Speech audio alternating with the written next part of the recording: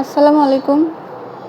আজকে আমরা আলোচনা করব ১৯তম শিক্ষক নিবন্ধন বা নবমতম শিক্ষক নিবন্ধন এর জন্য জীববিজ্ঞানে কতগুলো সিট আছে আর পড়বেন কিভাবে, 9-10 বই পড়বেন নাকি ইন্টারের বই পড়বেন, অনার্সের বই কোনগুলো পড়বেন সেগুলো নিয়ে একটু বিস্তারিত আলোচনা করব।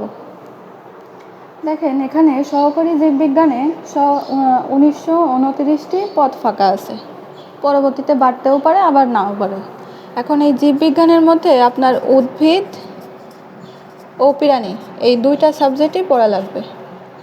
এখন অনেকেই আমাকে ইনবক্সে মেসেজ দিচ্ছেন যে আপু আমরা কি 9-10 বই থেকে পড়বো নাকি ইন্টারের বই থেকে পড়বো। এখন 9-10 বই কি উদ্ভিদ আর প্রাণী দুইটা আলাদা বই আছে, কিংবা এরকম উদ্ভিদের জন্য ডিটেলস আলোচনা কিংবা প্রাণীর জন্য ডিটেলস আলোচনা এরকম কোনো কিছু কি 9-10 বইয়ে আছে?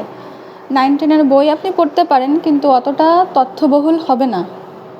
এজন্য এখানে আপনাকে অবশ্যই ইন্টারের বইটা ফলো করতে হবে, তাহলে আপনি হিউজ পরিমাণে তথ্য পাবেন, কারণ এখানে আপনার সিট সংখ্যা অনেক বেশি।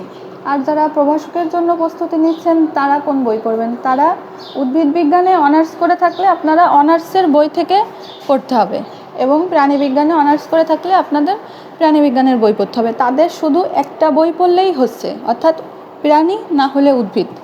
কিন্তু যারা জীববিজ্ঞান সহকারী শিক্ষকে দিবেন, সহকারী শিক্ষক জীববিজ্ঞান পোস্টে যারা দিবেন তাদেরকে উদ্ভিদ ও প্রাণী দুইটা বই মিলাই পড়তে হবে।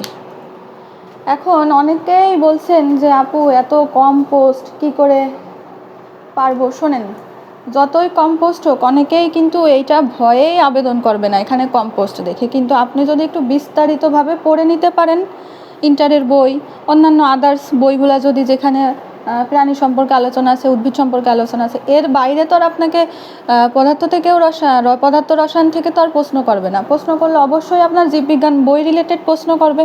তো সেখান থেকে বাজারে যখন সার্কুলার দেবে তখন দেখবেন যে অনেক প্রকাশনীর বই বের হবে।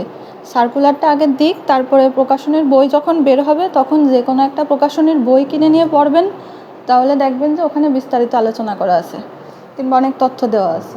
তাহলে কি করবেন আপনারা যারা উদ্ভিদ বিজ্ঞানে পরীক্ষা দিবেন, 35টা সিট যদিও মাত্র, তারপরেও পড়ার চেষ্টা করবেন কি এই দুইটা থেকে একটা বই, অর্থাৎ উদ্ভিদের বইটা পড়বেন। আপনারাও যারা অনার্সের বই পড়বেন তারা পাশাপাশি কিন্তু ইন্টারের বইটা অবশ্যই রাখবেন, কারণ ইন্টারের বইয়ে যে পরিমাণে তথ্য সাজাই গুছাইয়ে দেওয়া আছে অন্যান্য কোনো বইয়ে কিন্তু এভাবে নেই।